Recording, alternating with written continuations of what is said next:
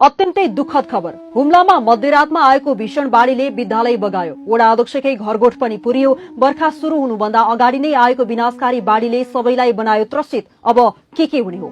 दशबिन हुम्लामा मध्यरातमा एकाएक असिनासहित आएको भीषण वर्षाले गाउँको विद्यालय नै बगाइदिएको छ। चङ्खेली गाउँपालिका 5 को नेप्का गाउँमा खसेको पहिरोले चङ्खेली 5 डाँफे स्थित आधारभूत विद्यालय भवनमा क्षति पुर्याएको हो। दृश्यमा देख्न सक्नुहुन्छ बाढ़ीले सिंगो गाउँ नै जोखिमको धरापमा पारिदिएको छ। त्यहाँ खोला छैन तर विद्यालय र घरगोठ बगाइदिएको छ। 81 असिना पानी परेपछि खसेको पहिरोले विद्यालय भवन सहित खेतीयोग्य जग्गा र गोठ पनि क्षति पुर्याएको चङ्खेली 5 का बासिन्दा छक्का बहादुर तामाङले जानकारी दिएका छन्। चङ्खेली 5 का वडा अध्यक्ष हर्कधन तामाङ र धनसिंह तामाङका गोठ पनि पहिरोले पुरिदिएको बताइएको छ। त्यहाँ रहेका भेडा बाख्रा समेत क्षति पुगेको छ। पालिका केन्द्रबाटै 5 घण्टा हिँड्नुपर्ने यो विकट गाउँमा यकिन क्षतिको विवरण बुझ्न प्रहरीको टोली भर्खर त्यहाँ जाँदैछ। बर्खा शुरू हुनुभन्दा अगाडि एकैछिन परेको पानीले त यत्रो विनाश गर्यो। अब बर्खा शुरू भइसकेपछि के हुने हो? गाउँमा